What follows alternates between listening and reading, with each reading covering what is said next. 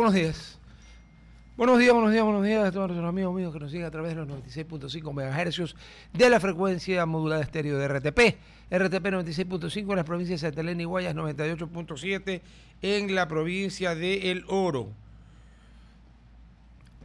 Muy buenos días también para quienes nos siguen a través del Real Audio, www.rtp.es.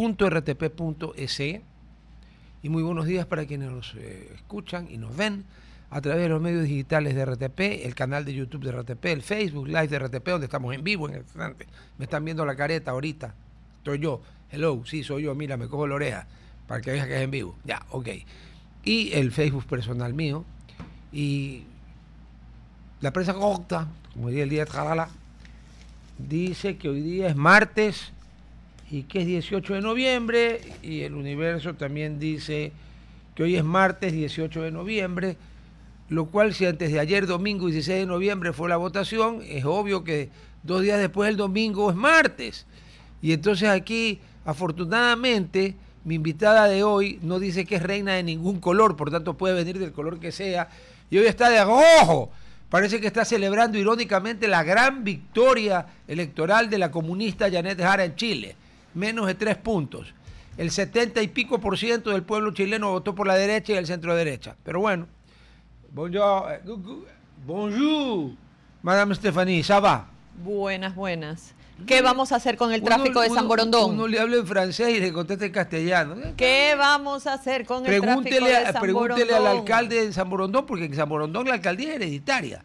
Auxilio, socorro. Ya. Ahora, ha sido una alcaldía hereditaria que dentro de lo que cabe ha sido bastante buena. Porque hubo otra alcaldía hereditaria, la de Durán, que ha subido a Durán en lo que está. Ojo, yo creo que la alcaldía de San Borondón ha sido bastante buena. El problema es el reto de qué vamos a hacer con el tráfico. Mi objeción es al tema hereditario. No, mi objeción es al tráfico. Al tránsito, porque el tráfico es otra cosa. Parte de la calidad de la vida de un ciudadano se ve también por la accesibilidad y la movilidad. Pero por supuesto. En el momento en el cual uno invierte mucho tiempo en el tránsito vehicular, en espacios tan reducidos, porque yo te entiendo en Bogotá, DF, pero nuestro reducto de Sambo, 35 minutos de un lado a acá la radio es como mucho. No, pero hoy ha habido un problema, algo pasó, porque durante mucho, yo también vine más temprano, pero había una buena parte del camino, por suerte vine con muchísima anticipación, porque como Benji, mi perrito está en el campamento, entonces yo dispongo de más tiempo de mañana, entonces llego más temprano, mucho más temprano. Y no sé si era por la hora, por llegar demasiado temprano, ¿no? Voy a escarmentar, no te movías. Parecía el tránsito cuando no había ningún accidente ni nada, pero eran 4 filas que no se movían. Se movían poquito a poquito. Yo salí tan temprano que dije, voy a llegar tan temprano que voy a pedir finalmente voy a tener chance de tomarme un café en la salita que tienen ahí. No, pero dije ya. Para el café ahorita, sí, pero lo que quiero decir es que lo organicé. Y cuando llego y parqueo digo, estoy tarde y salí hace 45 minutos. Bueno, lamento el 1-800 quejas. No se preocupe. A ver, lo bueno de tener a un analista como Madame Stéphanie el martes es que dentro de lo que cabe, lo que vamos a analizar ya está en frío. Ni tanto. Pero está bastante más en frío que el lunes de mañana. Ya, espérese, antes de terminar la rueda de 1-800 quejas, estoy viendo a la producción y diciendo, auxilio el frío. Está helado. Ahora sí podemos. Miembro del sindicato del calor, súbale al aire. Ahora sí podemos continuar con la entrevista. Buenos días, gracias por la invitación. No, usted sabe que esta es su casa. El Universo que ha mantenido una línea editorial coherente con lo que debe de ser, en mi opinión, la prensa, editorializa diciendo especialistas, 2 puntos. Y sabes que el especialista soy yo, ¿verdad? Bueno, no sabía yo. No, es que recién lo veo ahorita. Escuche. Tungurahua, Manuel, sí, en las 4 preguntas, pero lo que decía, perdón, déjeme leerlo. Especialistas, 2 puntos. Victoria del no es por malestar más que por una ruptura con Novoa. Así es. A ver, desarrólleme el tema. Y ese especialista soy yo. Ese es mi argumento. Y mi argumento es que el no, a ver, yo estaba haciendo la metáfora de, si bien es cierto 4-0 es goleada y duele, pero también es cierto que si estás primero en la tabla porque has ganado todos tus partidos, sí te duele, pero lo que tienes que decir ahorita es, sí perdí, pero ahora tengo que defender la tabla para no seguir bajando. Y con ello, futbolísticamente hablando, cuando te toca ese resultado, uno, evalúas a tus jugadores, uno, evalúas al equipo contrario, por qué el equipo contrario te sorprendió de tal manera. Los equipos contrarios, porque aquí hubo muchos equipos pero es que contrarios. yo en cambio lo identifico en un equipo contrario en el sentido que hubo, uno, empoderamiento ciudadano. Muchos chicos no esperaron una narrativa oficial y comenzaron a activarse haciendo spots en redes sociales con inteligencia artificial ellos mismos. Dos, organizaciones sociales, ambientales, jóvenes en la Sierra Centro. Cuando yo digo indigenismo, la gente lo asocia con CONAIE. No, hay un activismo indígena de organizaciones sociales importante. De ahí tenemos que analizar los matices del no, porque sería erróneo decir que no es no. Aunque no es no, pero no es... Yo entiendo entonces, en Buró Estratégico, metáfora. En Buró Estratégico hemos hecho un análisis y les voy a decir más o menos cómo lo hemos desarrollado. Lo hemos desarrollado como... Hay un no crítico institucional, reformas sí, pero bien hechas y bien explicadas. Provincias donde pesa esto es... No, espere, repítame la segunda parte de bien hechas y explicadas. Bien explicadas. Entonces ya, tienes primero, entonces provincias... anóteme a mí, a San Rodolfo le dice... Espérate, que todavía falta. Que no hubo buena explicación. Es que tú eres el no crítico, entonces tienes el no crítico institucional. Provincias donde... Y aquí viene lo siguiente, como todavía no tenemos data suficiente para analizar número por número, lo que hemos hecho es, hemos identificado haciendo lo que normalmente hacemos, que es un estudio de comportamiento electoral. Perdón, ¿esto cuándo lo hicieron? ¿Ayer? Ayer y hoy, y lo publicamos mañana. Claro, pero lo hicieron ayer. Sí, con comportamiento electoral. Entonces, vamos a lo siguiente. Es que esto le ha tomado algunas horas. Sí, algunos días, porque ya sabes más o menos el comportamiento electoral. Entonces, por ejemplo... El no crítico institucional tienes Pichincha, Azuay, Loja e Imbabura. ¿Por qué? No crítico? A ver, ya. sí. Los rasgos de ellos son mayor nivel educativo promedio, peso de clase media urbana, tradición, organización ciudadana, alta sensibilidad a la Constitución, reglas de juego y forma jurídica. Entonces, este matiz es un matiz de el no de cautela más no técnico. No juegues con la Constitución sin consenso amplio. No abras la puerta base sin una discusión seria sobre soberanía, controles y beneficios. Aquí el gobierno tiene un no que se puede convertir en diálogo si entra con rigor y escucha. Ese es el no crítico institucional. ¿Está Azuay allí? Sí. Pero yo a Azuay le sumo el problema... Sí, por el problema tribal, que aunque el Ecuador es un país unitario, en algunas cosas es feudal, ni siquiera es federal, sino feudal.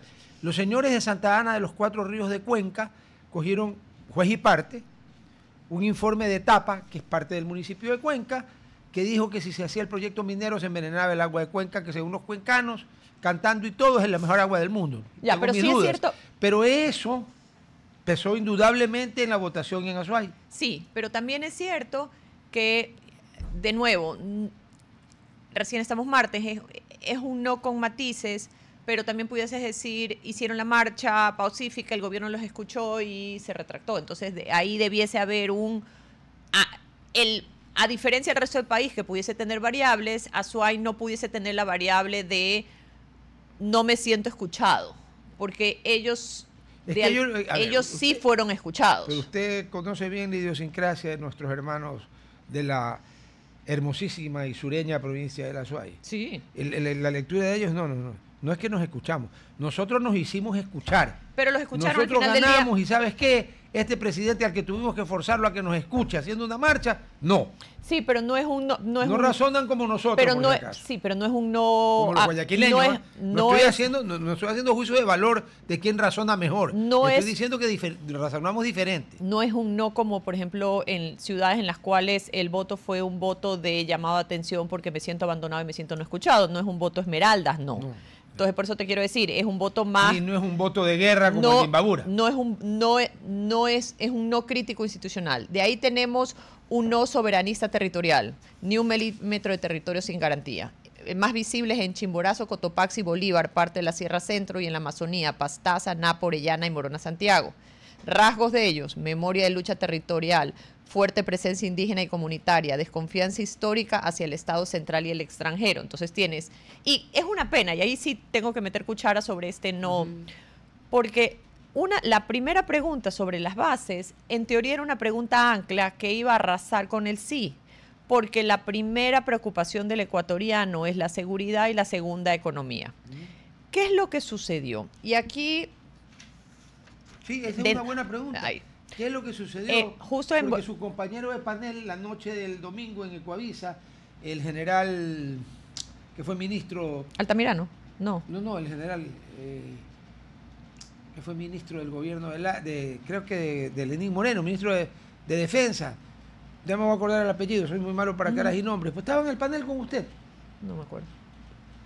Él dijo que pensar que se puede ser autárquicamente que la defensa territorial contra esta gente, la guerra contra el narcotráfico puede ser autárquica, es una utopía y una torpeza. Necesitas cooperación internacional. Totalmente de acuerdo. Y nosotros en Buró Estratégico hicimos un análisis de qué eran las bases, cuál era la importancia y por qué lo necesitábamos y cuál eran de alguna manera las formas, cuál era el tipo de base en Honduras, Panamá, Colombia, Curazao, y se identificaba que nunca perdían territorio, nunca perdían soberanía, porque el territorio siempre seguía, y lo que era un formato en el cual había asesoría, tecnología y acompañamiento. Pero la derrota del sí en la pregunta sobre las bases extranjeras no es un rechazo a la cooperación militar ni a Estados Unidos, es la consecuencia de una combinación simultánea de factores que potenciaron entre sí. Uno, la narrativa emocional de Galápagos convertida en la simbología de soberanía. Fue un error monumental haber mencionado la palabra Baltra. Ambigüedad en algunas vocerías que dejó espacio para dudas.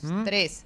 Activación territorial y digital de organizaciones sociales, indígenas, ambientales, estudiantiles y comunitarias. 4. No, perdón, y profesionales. 4. Yo sé de hospitales en los que se repartían folletos explicando por qué había que votar no. Otro, un ecosistema digital saturado de desinformación estética y altamente viral. 5. La prudencia institucionalista, el votante urbano que rechaza riesgos constitucionales sin claridad. Y 6. Un voto correctivo, que no rechaza al presidente, sino a la forma y la falta de pedagogía. El país no dijo no a la cooperación, dijo no así, no ahora y no de esta manera. Es un voto de cautela, no un voto de ruptura. Esa es la conclusión de Buró Estratégico. Un punto de orden sobre el tema. Porque usted me habla de que la gente, digo no, porque no me estás diciendo qué me vas a plantear en la Constituyente. Pero es que le estoy diciendo que no hay varios matices, porque hay un voto ruptura, hay un voto rechazo, pero hay un voto cautela. Pero a lo que yo voy es a lo siguiente. Cuando Fabián Alarcón convocó a la Asamblea Constitucional para que haga la Constitución del 98, Alarcón no dijo qué Constitución quería, porque para comenzar él no podía decir qué Constitución quería, porque hubiera sido una brutalidad y un error monumental. Una vez que se eligió a los constituyentes, quienes decidieron qué constitución le daban al Ecuador, es la que ellos querían, porque ellos fueron los que votaron. En el 2008, cuando el presidente Correa convocó a la Asamblea Constituyente, que al final le metió lo de plenos poderes, y la prueba que los plenos poderes no son tan plenos, es que cuando el señor Acosta, de quien Correa se declaró el primer acostista, pretendió alargar el tiempo de la Constituyente, el presidente Correa, con razón, le dijo no, porque el mandato popular a ustedes les puso un límite de fecha y ustedes no pueden exceder el mandato popular, con lo cual yo estoy de acuerdo, porque el pueblo es soberano. Pero Correa tampoco dijo qué tipo de constitución quería, porque si se puede decir que quería una constitución de 444 artículos, a lo mejor la gente dice, ¿qué? Entonces, ¿qué pedían? Pero si volvemos a la situación de Galápagos, desde una manera pragmática, más allá de los que me están escuchando y viendo, no es que estoy a favor de que sean Galápagos, pero les voy a contar el porqué. Desde una manera técnico-militar, el hecho de que Galápagos está fuera del continente hace que desde una manera periférica puedes tener mayor control sobre la costa ecuatoriana, porque estás de afuera y lo estás viendo hacia adentro. Entonces, es como enfocar un haz de luz, pues se abre. Con ello entiendo por qué la premisa y por qué la idea estratégica militar que sería factible. En el momento en el cual el presidente lo dijo y ya se dio cuenta de alguna manera las sensibilidades que esto generaría. No, entre la gente joven fue terrible. Entonces ya se cambió a otros lugares y de hecho se recorrió junto con los representantes de Estados Unidos Kristi algunas Noem. bases. Ya. Pero ya estaba posicionado en el colectivo Galápagos. el tema de Galápagos. Y creo que, especialmente en redes, las campañas fueron muy fuertes, Sí. fueron muy potentes, Sí. fueron muy empoderadas Sí. en la ciudadanía porque había desde Pepito que decidió con AI hacer algo de narrativa, hasta alguien que le salió chévere y alguien lo reenvió. Entonces se volvió muy orgánico, muy ciudadano.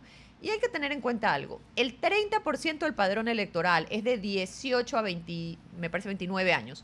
Es uno de los grupos más grandes electoralmente hablando. Entonces fue muy difícil lograr de alguna manera contrarrestar todo este vendaval de desinformación, porque al final del día ya se había dicho que no iba a ser en Galápagos, pero seguían proliferando la Y desinformación. no solo eso, Estefaní.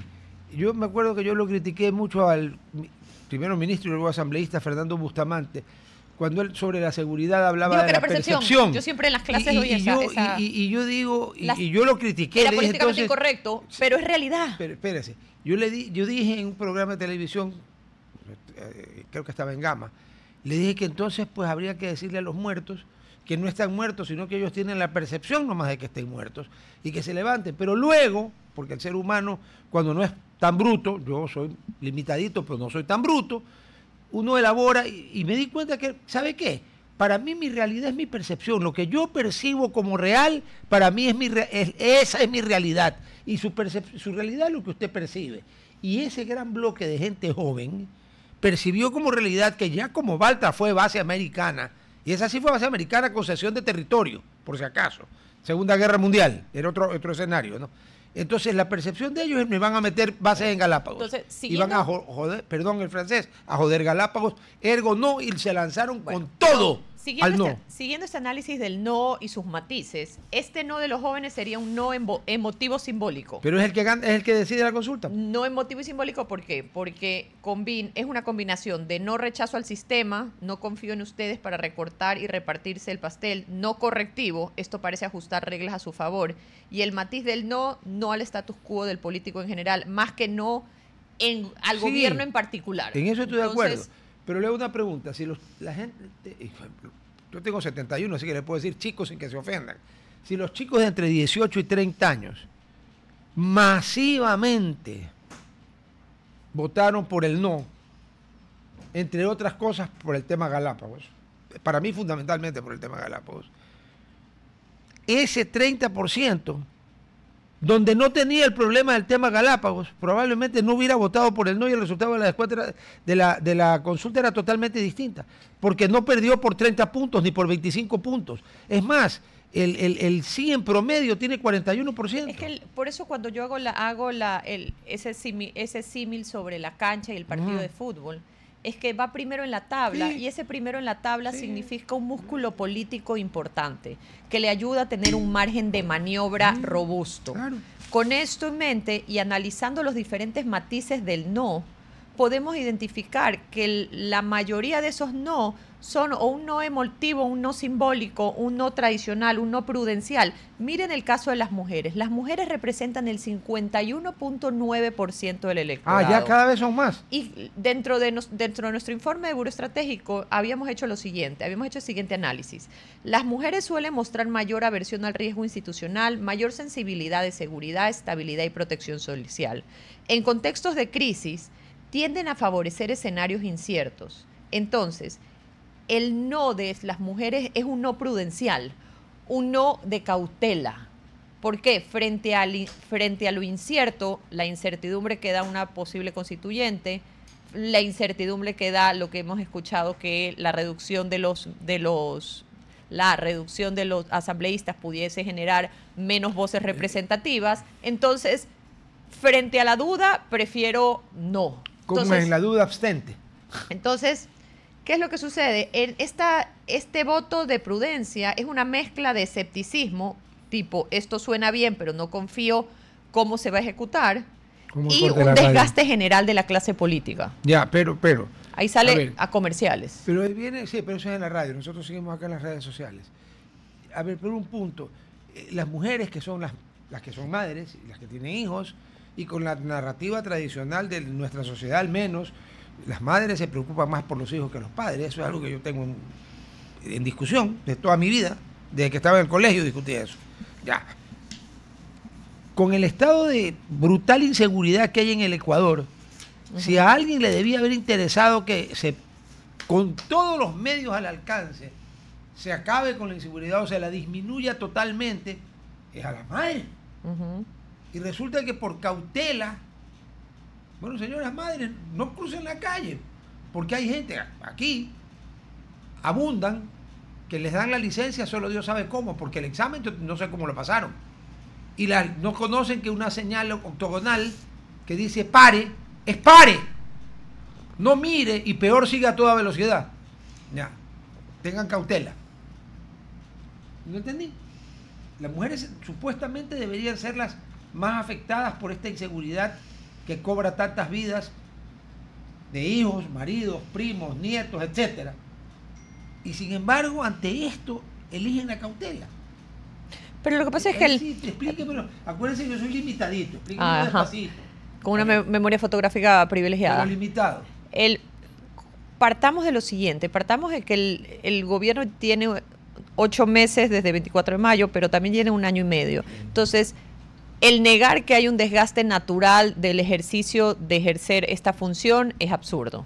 Siempre se ha dicho que, muy a pesar de que las cifras lo favorecían, una consulta popular o una toma de termómetro como dicen los americanos, en el mid-election, siempre es un riesgo. Y más después del paro.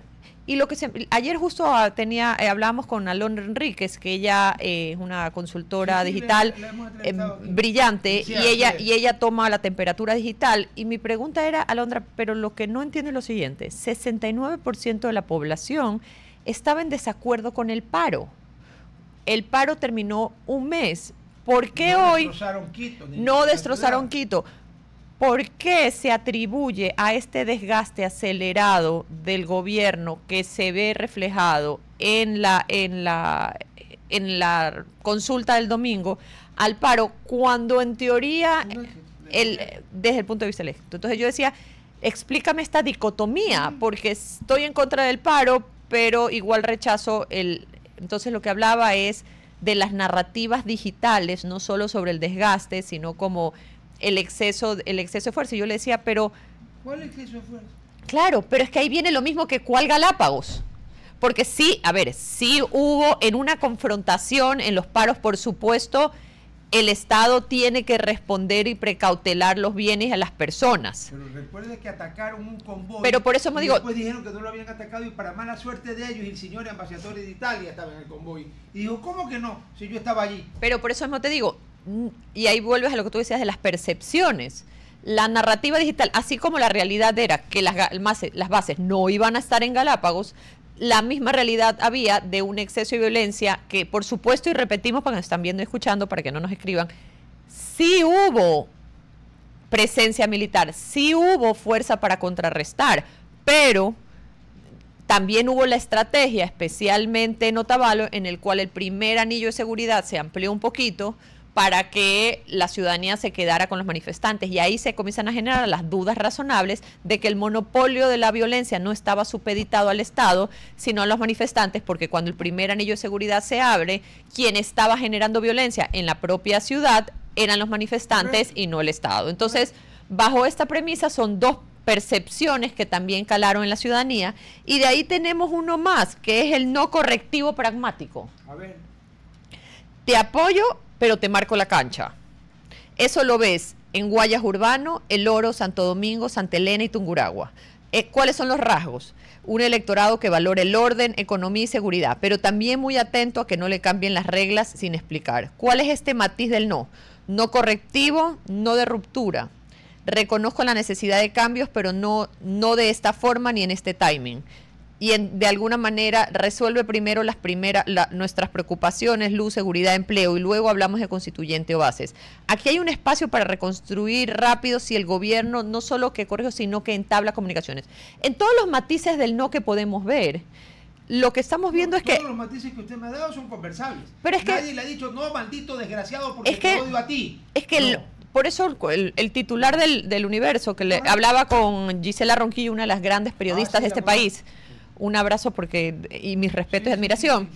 Lo que hablaba con Gisela es que yo le decía, es un no punitivo / un no correctivo. No estás escuchando en las calles decir, fuera presidente, fuera. Estás diciendo no así. No gracias. Prefiero otro tipo de. Entonces, con esto en mente, todavía hay un margen de maniobra en la cual se puede, porque en otras consultas, primero que no había margen de maniobra porque no había ni 30 ni 40%, había 8, 10. Claro, ahí ya se había, pero en cambio aquí sí hay mucho por hacer y todavía le queda 3 años más. Y si algo nos ha demostrado este presidente es su instinto político, es un animal político natural. Y su manejo en territorio. Y su manejo en territorio. Entonces, así como Milei, cuando Milei perdió, la gente dijo, este es el fin de Milei. Ya no más.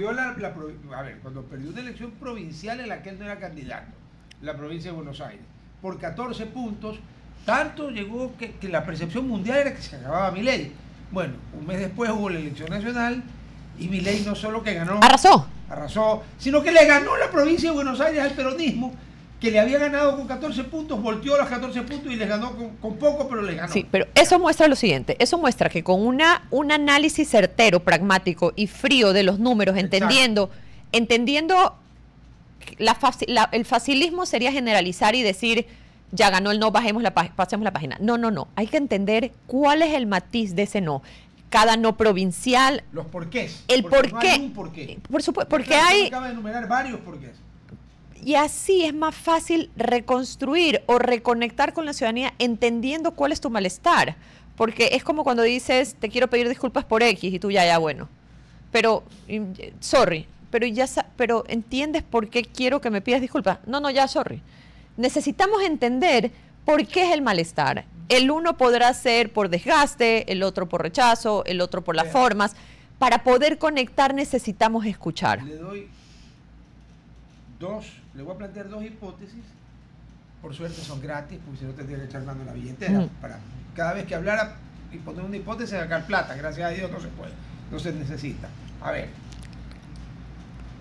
una explicación económica corta, chiquita, de por qué ganó el no. Estamos nuevamente al aire, estamos explicando, vamos a entrar, yo le voy a hacer una consulta a Estefaní. Nos estamos mandando mensajes de cariño infinito con Andrea González, que está entrando a producción. Seguramente no está de verde, la reina verde. Pero bueno, a ver, si yo planteo como hipótesis que los 2 factores decisivos del triunfo del no fueron la percepción, especialmente en el amplísimo 30% de la gente joven, de que iban a meter bases en Baltra, o en cualquier otra isla de Galápagos, no solo Baltra, Galápagos. Y segundo, el enunciado, no es que lo están haciendo, ni sé si lo van a hacer, yo creo que es lo que deben hacer, pero esa es mi opinión. El enunciado de que se estaba estudiando la idea de que toda la parte de seguridad del IES pase al Ministerio de Salud Pública. Yo creo que esas 2 cosas, porque perdónenme, en el imaginario popular, el Ministerio de Salud Pública debe de ser el 14º anillo del infierno, y verá que Dante no llegó a 14 anillos. Así que calcule cómo será ese 14º anillo del infierno. ¿Tendría razón? Sí, y al principio de mi exposición les hablaba de la ambigüedad de las vocerías. Eso fue terrible. Pero es que, ¿sabes qué? También, no los estoy justificando, pero también es un reto inmenso, porque tú que has estado y has hecho campaña, te das cuenta que cuando es campaña es mucho más fácil porque tienes una uniformidad de contenidos, tienes una disciplina del mensaje en la cual identificas por semanas temáticas cuál de tus voceros va a hablar. Sabes que siempre habla el candidato y el vocero de salud es X, el vocero... Pero en este caso, al estar frente a una gestión pública, todos tienen una agenda paralela. Entonces, lograr ese silencio y esa disciplina narrativa para encauzar la comunicación hacia un mismo objetivo es un reto inmenso. Claro, no es lo mismo que una elección de dignatario. Tienes toda la razón. Frente a esta dificultad para encauzar el mensaje y de alguna manera disciplinar a todos los jugadores de la cancha para que mantengan el objetivo en vamos a defender o vamos a atacar, pero cada uno tenía su agenda y encima hubo muchos temas. Por ejemplo, yo digo la pobre ministra de Salud, porque cuando comenzaron a decir es que ha puesto un manual del tema de los niños trans, y entonces era toda una polémica. Yo decía, por favor, escuchen. La ministra salió y dijo, no es mi decisión. La Corte Constitucional me exige que yo presente otra este vez documento la Corte Constitucional.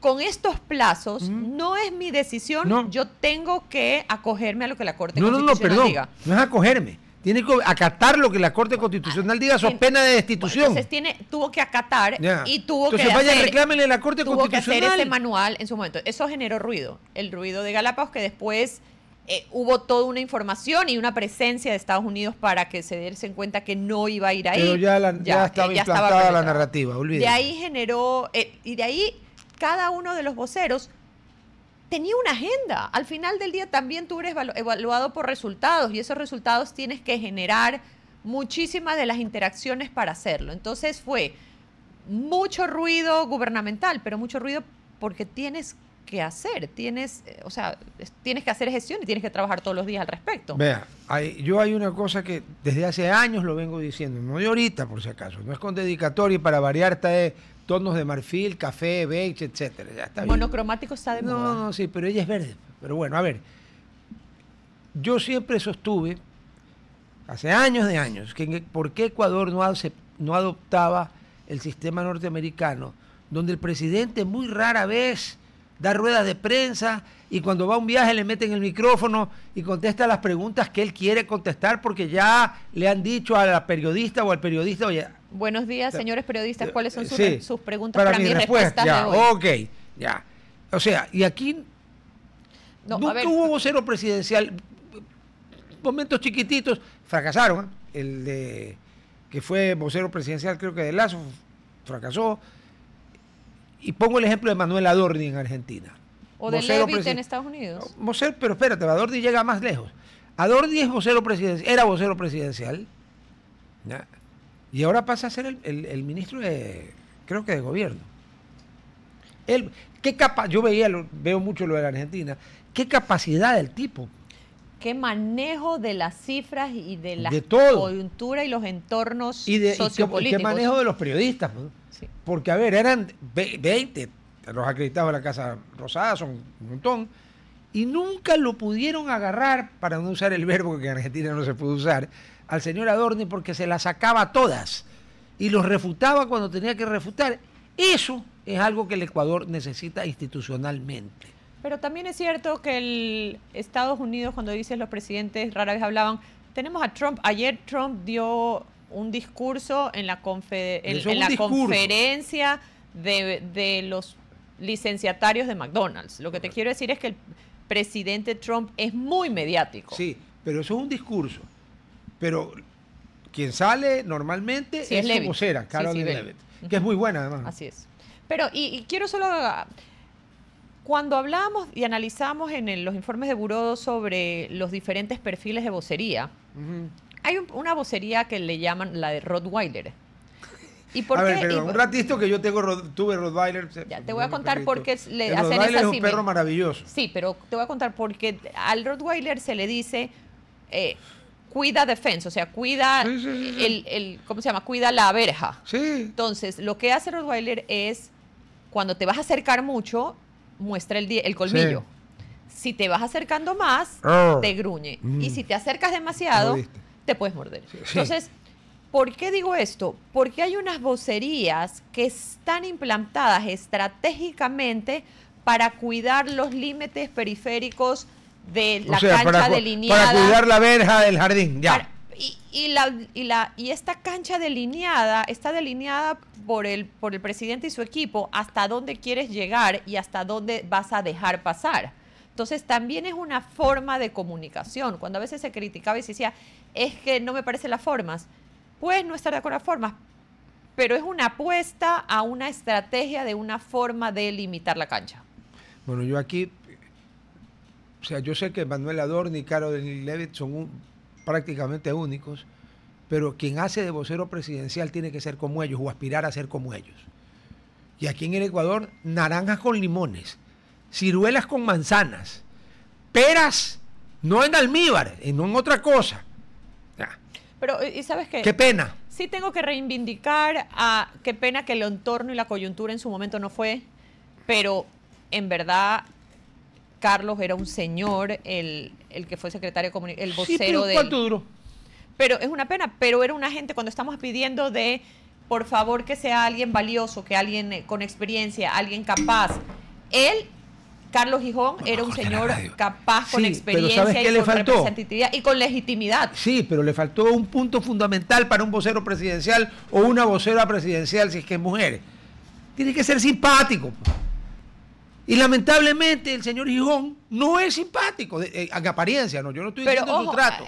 Adorni se muere de risa, sonríe con todo. O sea, verlo a Adorni cuando da la conferencia diaria, da ganas de pararse a aplaudir al tipo.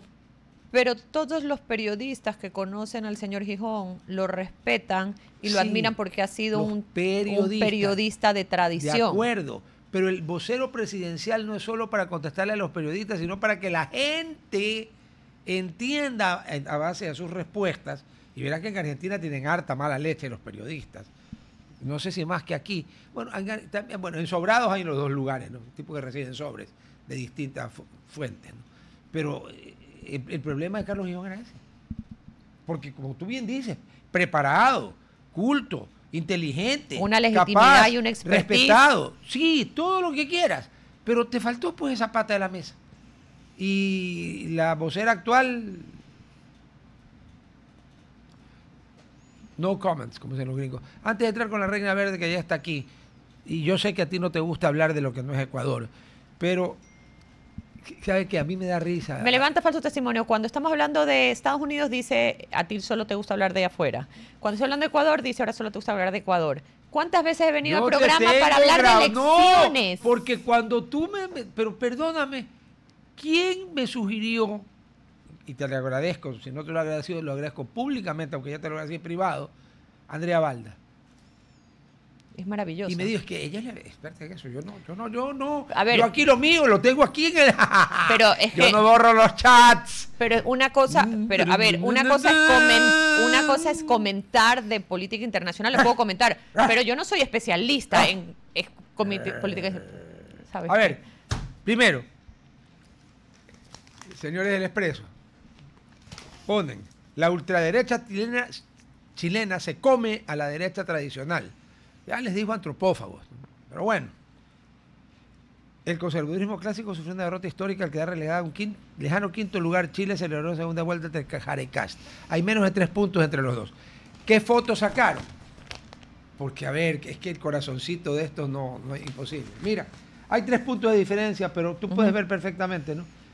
Este es Puente Alto, claro, aquí sí está que es Puente Alto, pero uno no se fija en eso. Dice Jara, 36.58, Kast 18.8. Sí, eso fue en la comuna de Puente Alto. A nivel nacional, que es lo que importa, regresamos al corte, la diferencia es de 26 y pico a 24 y pico. Con lo cual, y ahí viene mi pregunta,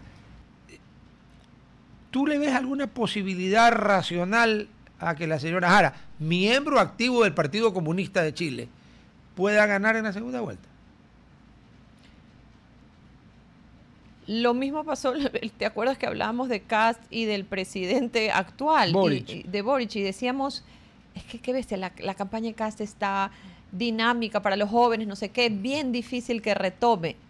Y Boric hizo una campaña como pocos. Boric, Janet Jara no es Boric. Como pocos. Sebastián Crucinchi, que ahora es el embajador en la OEA de Chile, hizo una campaña de lujo, así es que yo le decía a Carlos Vera el otro día, en política hemos visto vacas volar. No, yo sé, pero el problema es que para el comando de la señora Jara, el ideal era 35%, el 30% era un excelente resultado que les permitía tener posibilidades, el 28% era su piso, no podían estar debajo del piso, bueno, tienen 26 y pico. Y aparte de Kast, ¿quiénes están de candidatos? Johannes Kaiser, que es más de derecha que Kast, y que ya lo fue a abrazar y le juró amor eterno. Pero eso tenemos que comentar porque cuando se termina... Evelyn Matei también lo fue a apoyar. Cuando ya dan los resultados, una de las candidatas sale de su cuarto de campaña. Evelyn Matei. Y va y se sube a la tarima y le dice, ¿cómo hacemos para trabajar juntos?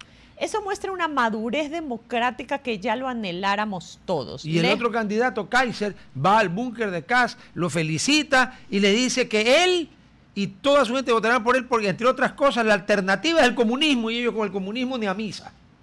¿Ya? ¿De dónde saca votos la señora Jara? De los de Franco Parisi. Un individuo que basó su campaña en una casi xenofobia en el norte, en el tema de la frontera.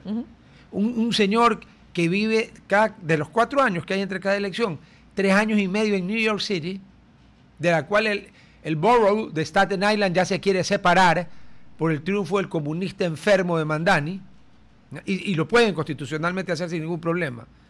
Ese es París y queda tercero. Entonces ahí es cuando yo digo, cuando los chilenos se tiran los que sabemos con antena, diciendo, bueno, lo que pasa es que nosotros somos casi Europa, el primer mundo. No, niños, ustedes son la misma M que todo lo demás Latinoamérica. ¿Cómo puede ser que un individuo que de 4 años pasa 3 años y medio fuera, llega a hacer una campaña hiperxenófoba, y queda tercero? ¿Sabe qué? Un poquito de humildad en botella de galones necesitan los chilenos. No tengo nada contra el pueblo de Chile, es más, tengo solo agradecimiento a nivel de Estado, porque en las duras Chile ha demostrado ser amigo nuestro. Y más de una vez. Ya. Pero que no son Europa, tío. Que ni siquiera son España, macho. Son Chile. Y, escúcheme, y volvamos a temas superficiales como está caído Twitter, está caído Zoom, está caído Canva, está caído, miren la vulnerabilidad de los servicios de conexión que tenemos en cuanto a plataformas digitales. Si quieres una reunión, un amigo abogado decía, tengo una sesión, tengo una audiencia, ¿cómo me voy a conectar? El que tiene que hacer presentación. Entonces, al final del día, uno de los grandes retos que vamos a tener el futuro muy cercano es que estamos comenzando a apoyarnos tanto en las plataformas digitales que cuando se cae... Que conste que lo dijo ella y no yo. Es como dirían en el pueblo, uno no se halla. No, ese es el problema. Es como cuando la gente antes pues no habían calculadoras ni se podían usar, eran cosas enormes. Y entonces había que hacerlo con esto. Ah, no, ahora ya casi nadie hace nada, ni siquiera multiplican 3 por 2. Hacen aquí, ¿cuánto es 3 por 2? ¿Ya? Esa dependencia nos va a llevar más a la M en la que estamos. Mi querida Stephanie, merci beaucoup, es pasiva, Shenzhen, danke, vielen Dank, merci, gracias. Gracias, mille. Excelente tu entrevista en y Ecuador. Ya entra, te sí, estoy viendo. yo ¿Te también queda la bien vi. el rojo? Gracias. Sí, claro, y usted también. No, yo estoy monocromática menos el verde que no se lo pone nunca. Vea, yo estoy de verde. He conseguido yo una estoy con blusa verde. Escúchame, No, hoy conseguí fue- verde, deme su talla. Deme su talla. Es importante Extra puntualizar small. que fue Extra Teleamazonas small. hoy día. Perdón, Sí, no pasa nada. Es que no. Cierto. Teleamazonas. Yo hablo del domingo de noche.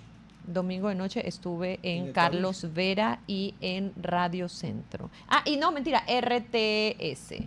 No, yo me confundí, fue la entrevista hoy de mañana en Teleamazonas, totalmente correcto, que vi ese traje rojo maravilloso que tiene. Gracias. Me encantó. Perdón un ratito. ¿En dónde te pude ver yo a ti ¿Cómo que no? Pues si Lenín Artieda era uno de los No, moderadores. eso fue, estuve en Políticamente Correcto hace 2 semanas y estuve Hablo del domingo. No, el domingo solo estuve en RTS, en Radio Centro, en la cobertura especial, El y domingo Carlos en la Vera. noche, Carlos Vera. No, entonces yo... Uy, ya tengo alucinaciones. Estás soñando con Steffi. No. Nos tenemos tanto cariño que me ves en todas partes, Correcto. pero no. Pero no, excelente tu entrevista hoy en Teleamazonas. Gracias. Me encantó. Pregúntale, dice, tenemos tanto que pregúntale cómo me dice de forma, comillas, cariñosa. ¿Cómo le dices? El vete de veterano. Ay, no. El San Lo cual a Rodolfo mí de me Guayaquil, molesta, Virgen porque Mártir. 71 años, y estoy confesor. 6 arriba de la Pero me tercera Pero edad. joven aún. Pero lo mejor joven. de todo es que me encuentro con Rodolfo Hijo y siempre le digo, ¿cómo va mi veterano? No lo he visto con el bastón, no lo he visto con el bastón. Claro, Yo a mi vete la otra vez Marfa lo Perrone cuido. usó su bastón para practicar cuando ella era bastonera, así que se está dando buen uso al bastón de San Rodolfo de Guayaquil. ¿Saben qué? Aquí en la... Sosegaos. Muchas gracias. Gracias por la invitación. Comience con Comenzamos, pero su bueno. verde que no es verde. Mi verde que no es Esto verde. es verde. ¿Está bien? Sí, Verde. correcto. Verde. Correcto, así es. Pero Ya. bueno, no es necesario llevar el verde por Nunca afuera, lo viene llevamos verde. en el alma. Mientras no sea verde flex, ya. todo bien. No, mentira. La realidad... Todo es que te habla del alma. Bueno, la Ay, realidad Dios es mío. que sé que andamos un poco así ¿Qué? Con chuchaqui electoral. Así Yo que no. hoy les he traído un montón de noticias buenas sobre cómo se está moviendo el tema del financiamiento verde en el mundo, en vísperas de la COP30. Recordemos que se sigue todavía gestionando estos fondos a nivel internacional en términos de justicia ambiental. Y un poco lo que se busca con estos fondos es el desarrollo de los países, ya mi reina, de los países, Usted valga está la sentada redundancia, que donde no se necesitan. sienta normalmente. ¿Podría pedirle para no alterar la armonía de mi guá que se siente en Pero su por lugar de supuesto, siempre? por supuesto, pero Por siga hablando favor. mientras me cambio de Sí, puesto, claro, usted entonces. siga hablando, Tú no tienes pero no problema con altere eso. la armonía de mi guá, porque yo estoy acostumbrado a hacer así, Claro. y entonces me va a acostumbrar Te a va a hacer dar así. tortícolis. Esto es una, seguramente, la secretaria de Defensa del Averno le mandó una dosis triple de azufre y Gerhard le dijo que se siente aquí. No, era porque estaba mi querida ya Stephanie aquí. conozco yo el paño aquí. No, era porque estaba mi querida Stephanie. Pero bueno, Ajá. en vísperas de la COP30, que busca un poco atraer este financiamiento a los países como Ecuador, que están en vías de desarrollo, pero que quieren conservar su biodiversidad. Se habla mucho de, por ejemplo, la conservación del Amazonas. Sin embargo, esto muchas veces puede ser a costa de ciudades como Manaos, verdaderas ciudades dentro de la Amazonía, que ponen en perspectiva el derecho también de cada pueblo o nacionalidad para poder desarrollarse de una manera sostenible. Entonces, bueno, en vísperas de todo esto, vamos a hablar de cuáles han sido realmente los éxitos a nivel internacional, cuáles han sido los logros que se han alcanzado, y en este contexto vamos a hablar un poco de los objetivos de desarrollo sostenible.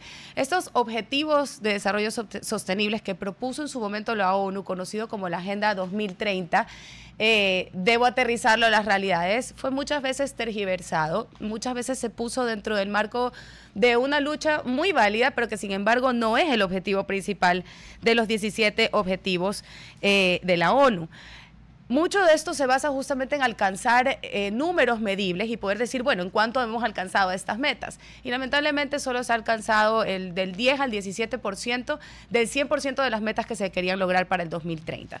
Esto nos lleva a un poco pensar de qué sirven estas COP, de qué sirven estos acuerdos internacionales, el Acuerdo de París, el Tratado de Escazú, que poco se conoce en una región como Latinoamérica, donde ser un defensor ambiental probablemente es el lugar más peligroso del mundo realmente para ejercer este tipo de activismo. Entonces, vamos a hablar un poco de cuáles han sido los verdaderos éxitos que se ha logrado a nivel internacional y cómo podemos replicar este tipo de iniciativas. En el tema de energía, que está muy ligada a contaminación, realmente ha habido un desarrollo brutal a nivel mundial de cómo hemos ido girando hacia energías renovables. Esto primero comenzó como un sueño, era algo muy lejano, una alternativa muy moderna. Se mantuvo como principal protagonista de la energía que utilizan los países, la energía fósil durante mucho tiempo, hasta que se empezó a demostrar, y esto es tan diverso como países tan enormes como China, llevan el liderazgo en la transición energética en términos de cambiar combustibles fósiles por energías renovables como paneles solares o la hidroeléctrica más grande del mundo, Tres Gargantas, en China. Las energías renovables, la solar y la eólica principalmente, están creciendo a un ritmo muy rápido, superando al carbón en la generación de electricidad a nivel mundial por primera vez desde la mitad del 2025. ¿Y cómo es que esto fue un éxito? Porque la energía solar, digamos, y la energía eólica tienen años dando vueltas en el mercado. El kit aquí está lograr de que esto sea sostenible financieramente y que creen plazas de trabajo, porque la transición energética habla justamente de una transición también de un sistema económico que busca aperturar nuevas plazas de empleo. Es decir, esto no habla de, y con esto no estoy entrando en Yasuní, saquemos a Yasuní de la cabeza, pero esto no habla de cerrar campos petroleros a costa de la economía de un país, o debo ponerlo sobre la mesa como el ejemplo de Alemania, en el cual la imposición en el tema energético se convirtió en una traba para el desarrollo de un país que competía con otras potencias enormes alrededor de Europa, y que claro, termina siendo incluso contraproducente, porque a pesar de que se obliga a través de estos nuevas leyes, digamos, sostenibles, entre comillas, ambientalmente, pero insostenibles financieramente, se obliga a que Alemania cierre todas sus plantas nucleares, y sin embargo hoy Alemania le compra la energía nuclear a Francia y es increíblemente dependiente del gas, y se dio cuenta de esto luego del conflicto ruso-ucraniano. Entonces, debemos utilizar las herramientas que tiene cada país dentro de su geografía y dentro de sus recursos para poder hacer esta transición energética. No a todo el mundo le sirve igual, y esa es la lección que hemos aprendido durante todos estos años, y que China ha sido realmente un líder a nivel mundial, sorprendentemente, siendo uno de los países más contaminantes. Y vuelvo a recalcar, porque China tiene una facilidad distinta a la de India y de Estados Unidos para controlar su huella de carbono, y es porque el principal aporte de la huella de carbono de China viene desde la parte industrial, y siendo un país que a pesar de que trabaja con el capitalismo puertas afuera, puertas adentro, el Estado tiene una gran participación en las acciones de muchísimas empresas, sino en todas. Es decir, para el Estado chino es muy fácil controlar sus industrias porque sus industrias dependen directamente de él. En el caso de India, su gran huella de carbono o su transición energética es muchísimo más complicada. En el caso de India hablamos de muchas familias de escasos recursos que tendrían que dejar de utilizar el carbón, que tienen acceso libre a través de las minas, que son superficiales en el caso de India, y hacer esta transición eléctrica a un tipo de energía eléctrica que sea sostenible con el planeta. Es decir, en el caso de India no va a ser una transición como la de China porque no tiene la facilidad del Estado indio de darle una opción en estos momentos a las miles de millones de familias que tienen como única fuente de calor, de cocción y de electricidad como tal, carbón. Esa transición energética necesita de estos fondos internacionales que hoy se están gestionando aquí en Belém, en Brasil, en la COP, para poder hacer esa transición. En el caso de Estados Unidos, controlar su huella de carbono hablaría de controlar el mercado, porque la huella de carbono estadounidense habla de del gran consumo per cápita que tiene cada una de las personas que viven en Estados Unidos. Y esto depende más de políticas proteccionistas, como estamos viendo en los últimos meses, o de algún tipo de política que de alguna manera premie a este tipo de emprendimientos y castiga a aquellos que no lo son, lo cual pues vemos que ha sido retirado en el gobierno de Trump y que se retrocede de lo que fue en su momento Biden en cosas sencillas como, por ejemplo, ponerle más impuestos a los sorbetes de plástico y premiar a aquellos, por ejemplo, lugares o restaurantes donde se expidan otro tipo de sorbetes, ¿no? Siempre cuando hablamos de la transición energética o eléctrica tenemos que hablar del sistema económico de estos países, y los países en vías de desarrollo tienden a ser mucho más dependientes de estas energías fósiles. Vamos a ir al primer corte comercial. Les recordamos que seguimos en redes sociales como @RTP Ecuador en todas las redes sociales y pueden ver los pormenores de nuestros programas. Vamos ahora sí a las redes. Y claro, es que tú le puedes decir entonces a China, tienes 30 años para reducir tu huella de carbono, y como el Estado chino tiene toda la injerencia de poder controlar sus industrias, es mucho más fácil para ellos reducir la huella de carbono que en un país como India, que realmente necesita pues todo el apoyo de un sistema internacional para lograr esta transición, ¿no? China ha superado la capacidad de energía térmica con las fuentes eólicas y solares, y España ha batido récords históricos en la producción de energía renovable. Y esto se ha tomado un tiempo considerable desde que se descubren todo el potencial que tenía, digamos así, las energías renovables. Y ha sido justamente porque el reto de estas transiciones ecológicas tiene que venir de la mano con un sistema económico que vaya aperturando estos empleos que ya se ha analizado mediante varias escuelas económicas, que vendría a ser esta transición ecológica. Es decir, esta transición ecológica tiene que ser acompañada por una transición del sistema económico como tal, que en realidad en términos económicos se conoce como la economía naranja, que es esta economía que no es verde, tampoco es basada en carbono, sin embargo se mueve lentamente hasta esa transición para que no suceda lo que ya pasó con Alemania, donde el Partido Verde, que se conoce como Verde, el Partido Verde, en alemán de Greens, lamentablemente tuvo un retroceso en la cantidad de espacios o escaños que había logrado en el Bundestag o en el Congreso alemán, porque eran demasiado impositivas este tipo de leyes o reglamentos que se ponían. La gota que derrama el vaso es un cambio que obliga a los ciudadanos a reemplazar el sistema de calefacción de las casas por uno mucho más costoso, pero increíblemente más sostenible. Esto generó ya un rechazo popular en torno un poco a la falta de empatía al tema económico que tenían todas estas leyes regulatorias de sostenibilidad y de un poco mala experiencia, y debo decirlo, esta decisión fue tomada en su momento por Angela Merkel, de cerrar las plantas nucleares que tenía en su momento Alemania, dejándola dependiente igualmente de otra energía nuclear, simplemente con menos soberanía energética, como se conoce el término como tal. Perdón, se me fue la anotación. Pero bueno, lo importante aquí es entender que ha habido casos de éxito mundiales y si bien, por ejemplo, en el caso de India todavía tienen pendiente, en el caso de Estados Unidos hay algunos retrocesos sobre cómo se maneja el reducir la huella de carbono de los tres principales aportantes en el tema de las huellas de la huella de carbono, que es muy distinta, ojo, por país que per cápita. Cuando se habla per cápita, sorprendentemente uno de los países que lidera primero en la lista es, por ejemplo, Qatar. Porque Qatar es un país pequeño que si divides la huella de carbono para la poca población que vive siendo un gran productor de combustibles fósiles, pues tiene una huella per cápita mucho más alta que la que tendría un estadounidense, un chino o una persona o un indio, exactamente. Cosas que también se han avanzado y es importante, simplemente que en Ecuador todavía no lo percibimos porque nos hace falta esta parte, y bueno, esto sí lo voy a repetir cuando regresemos a la radio, nos hace falta unir esta parte de la sostenibilidad económica, son los tratados internacionales que eliminan el tema de la producción de microplásticos a través de los plásticos de un solo uso.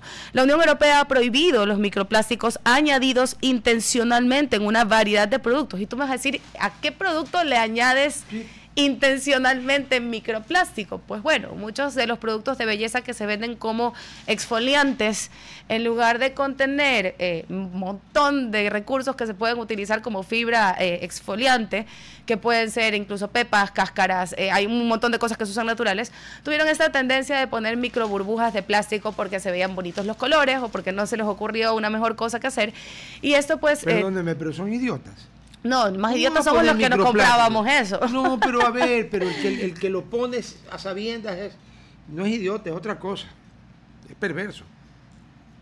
Bueno, el tema de los microplásticos en realidad se descubre hace relativamente poco. Si te das cuenta, venimos luchando contra el plástico de un solo uso hace relativamente poco. Pero no es tan poco tampoco.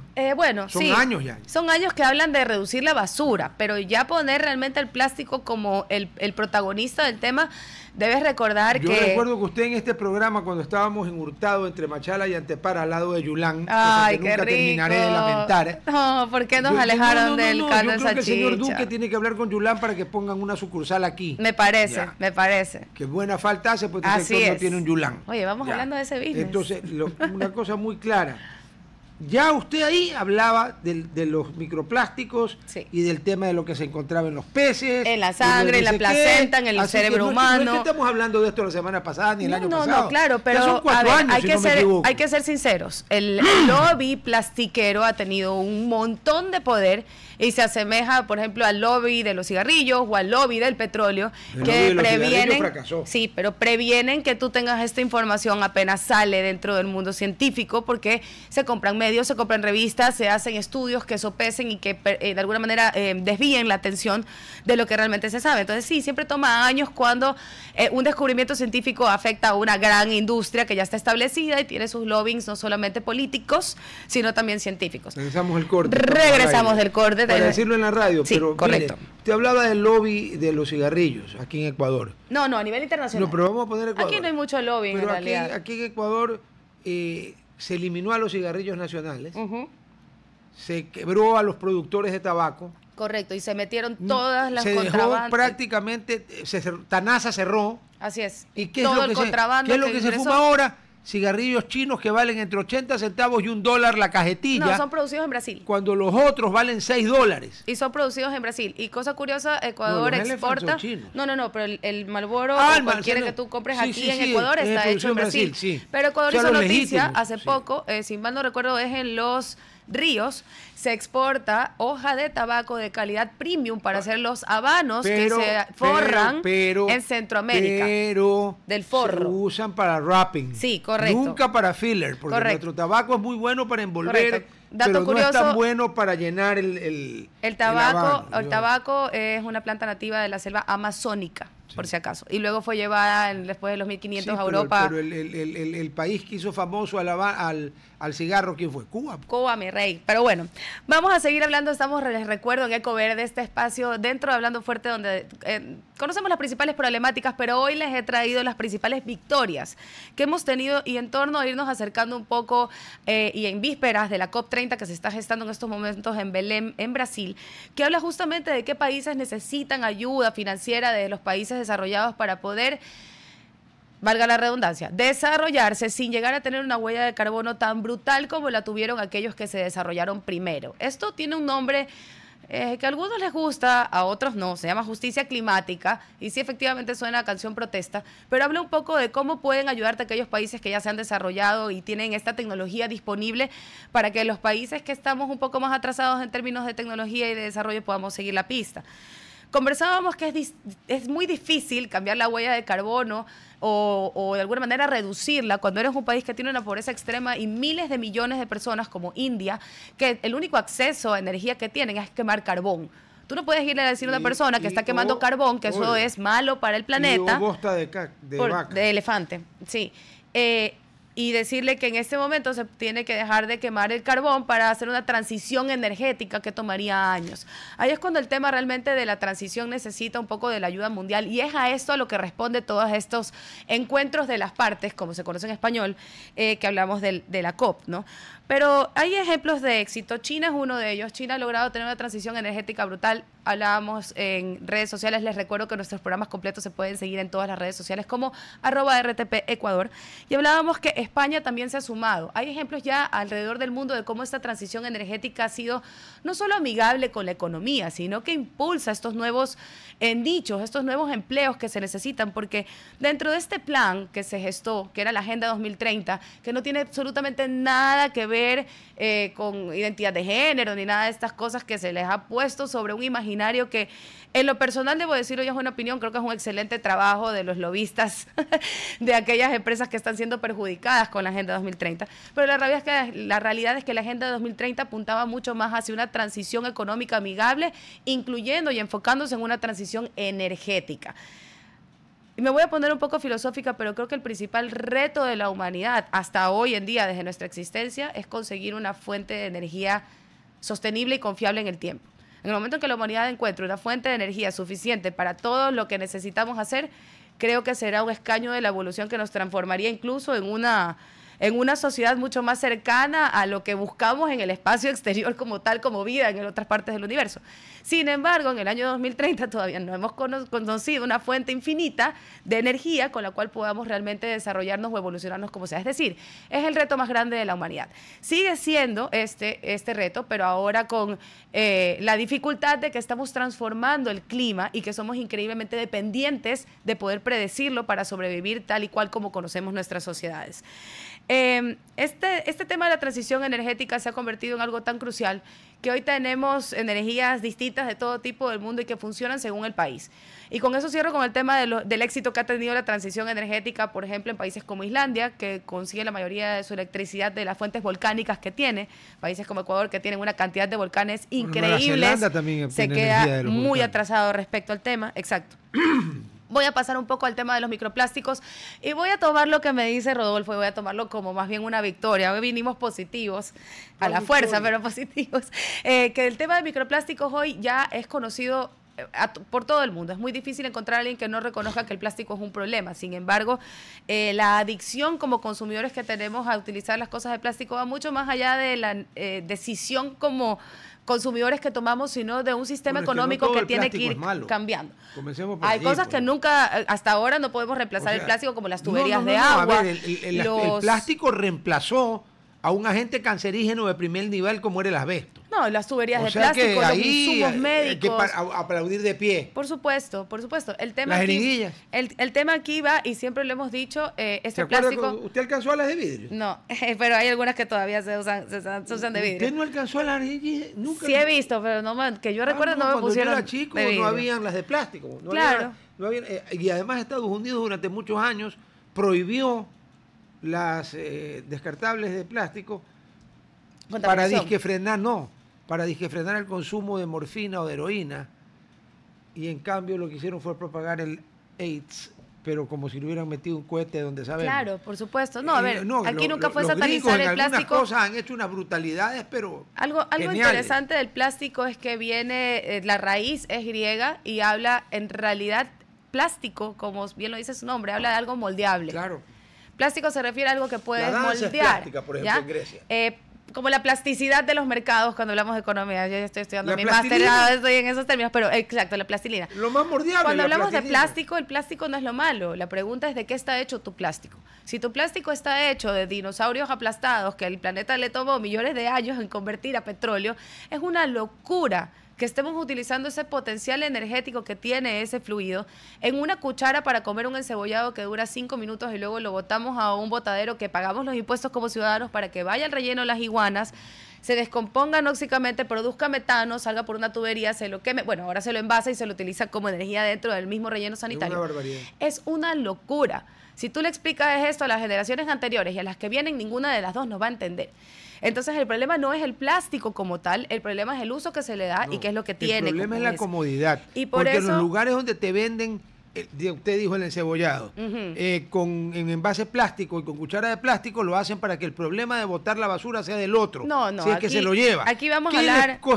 ¿Cuánto puede costar más que el envase sea de cartón vamos a hablar, y la cuchara sea también de cartón? ¡O! Que si usted se lo lleva, va a comer en su casa, ¿no es cierto? Use su cubierta. Mira, vamos a hablar fuerte como le gusta aquí a San Rodolfo de Guayaquil. El problema fuerte. es que tú tienes también un monopolio y un proteccionismo frente a esto. ¿Por qué? Porque hay muchísimos países que subsidian los combustibles fósiles, lo cual hace que sea mucho más barata la mano de obra para los productores de plástico basado en petróleo y para por ejemplo, yo siempre he pensado, ¿por qué nos venden el bollo en la playa con un plato de espumaflón y una cuchara de plástico? ¿Por qué no tenemos un plato de cartón o de palma mismo, hecho de la palma mismo, como hacen ya los platos de la palma? ¿Usted cree que alguien con una vendería cuchara yacas si las vendiera fuera de la envoltura de palma? Con una cuchara de balsa o con una cuchara de lo que sea. ¿Sabes por qué? No, porque le cuesta más. Así de sencillo. No es que el vendedor de bollo no quiere ser sostenible. No es que a él le interesa tener que andar recogiendo el plato de espumafón y la cuchara de plástico que vas a dejar botado en la playa, porque lo tiene que hacer. Y lo hace. Porque sabe que le están comprando el bollo, no porque su bollo está deliciosísimo, porque sí está, sino porque esa persona fue a la playa. Y si la playa está sucia, no va a haber a quién venderle el bollo. Entonces tenemos que entender que lo que hemos hecho es crear un sistema económico que abarata increíblemente el producto o el costo real no se percibe dentro de la producción del plástico de un solo uso. ¿Cuánto cuesta la producción de una cuchara de plástico? 0,00000 centavos. Claro, entonces, por volumen. ¿Cómo pueden competir estos chicos que salen con ideas maravillosas, que tienen espacio en Europa, que tienen espacio en Asia, porque hay gobiernos que más bien subsidian este tipo de investigación para un poco sopesar entonces el subsidio de los combustibles fósiles que se tiene, no solo en Ecuador, sino en general en todo el proceso de extraer el petróleo y transformarlo en plástico, ¿no? Sobre el tema de los alimentos, desázneme, ilumíneme. Ya, yo le entiendo todo, pero yo le hago una pregunta. ¿Usted alguna vez le han vendido en algún lugar, en el carretero, en la playa, en la montaña, le han vendido una hallaca en tarrina plástica? ¿O la hallaca se la venden en la hoja verde esa? Pero la forran en funda de plástico. Pero ¿en qué la venden? En la hoja de lo que sea. Ya, si es humita, es maíz. Si es bollo, es de achira. Y la humita. ¿Usted alguna vez le han vendido una humita en una tarrina plástica? ¿Por qué no? Entonces yo pregunto. Pero si lo los que meten en la venden funda plástica. hallacas, los que venden el bollo también lo envuelven. Sí. Creo, ¿no? El bollo. Los que venden Tonga. humitas lo pueden hacer en una envoltura natural.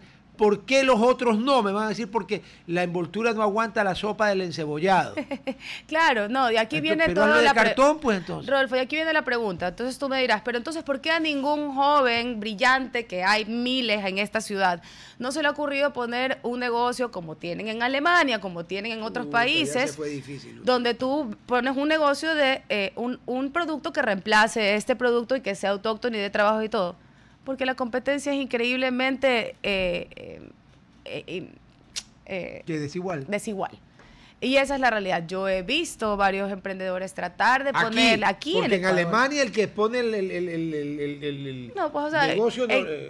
en general, el presupuesto para investigación, no para tiene este tipo problema. de reemplazos, tiene ayuda también de ciertas partes del Estado y tiene esta manera, de alguna manera, sopesar el lobbying infinito que pueden tener.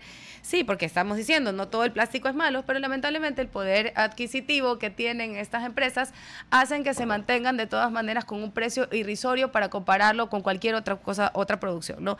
Ecuador ya tiene un tratado para eliminar el plástico de un solo uso. Pero lleva años prolongándolo. Años, y ¿sabes qué es lo que pasa? Lo que estoy diciendo. No hay manera de vivencial. No hay voluntad política, vamos en orden. Aquí el reto es económico, Rodolfo. Aquí el reto es hacer que la señora que vende el bollo en Punta Carnero le salga igual o no mucho más caro poder vender eso, no solamente como un plato sostenible para el medio ambiente, sino algo que cree incluso trabajos dentro de su propia comunidad, ¿no? Entonces, el reto para la transición siempre es ese, hacer que sea económicamente sostenible, buscar los nichos donde este mercado puede generar empleo.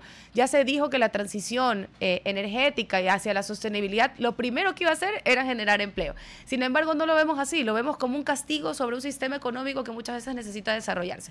Estos ejemplos que les he traído hoy son importantes, son justamente lo que hemos logrado hacer. Desde Alemania hasta China hay maneras de lograrlo, así que adelante, adelante, que sí se puede. ¿Saben qué no hay manera de lograr? Dos cosas. Primero, que la reina verde venga de verde. Uno. Y segundo, que aparezcan los toblerones que disque me trajo. Ya se los comió. Ya no te los voy a traer. No, ya se los comió. No es que no te... Ya se los comió. Ahora sí. A ver, hermano, ¿te quieren vacunar en el seguro? ¿Tienes una queja o denuncia por corrupción? Extorsionar. Vaya, pues. Quéjate donde te pueden ayudar. Yo no digo que el 100%, pero ahí te pueden. En la esquina, tus amigos no te pueden ayudar. Escribe al 096 25 32 33 8 o ingresa a denuncias.ies.gov.es. El seguro dice que esto es seguro, así que si el seguro te asegura que es seguro, pues será seguro. Y asegura también confidencialidad. Y esto está disponible 24 horas al día, 7 días a la semana. Y ya estamos en noviembre y ya es hora de que descubran el nuevo hotel número 10 de la cadena Oro Verde en Portoviejo. ¿Ah? Allí su estadía se convertirá en una estancia llena de confort, instalaciones modernas y estilo vanguardista.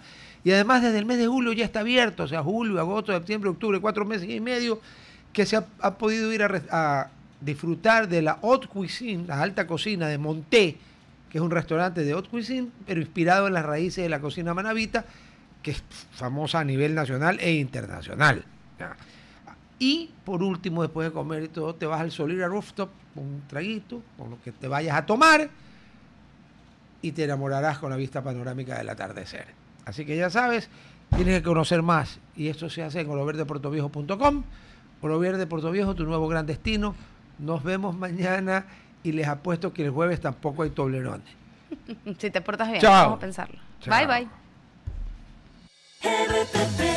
Hasta aquí, Hablando Fuerte. Control Master Marisela Basantes. Transmisión digital Gerardo Díaz. Redes sociales Erika Eras. Edición Oscar Saavedra. Dirección Javier Gamboa. Todos los derechos reservados. RTP 2025. Si disfrutó este programa y aportó de manera positiva en su vida, déjenos sus comentarios en Instagram, página web o WhatsApp, así como los aplausos al artista son sus mensajes al equipo de RTP Ecuador. RTP. Buena compañía. Inicio de espacio publicitario.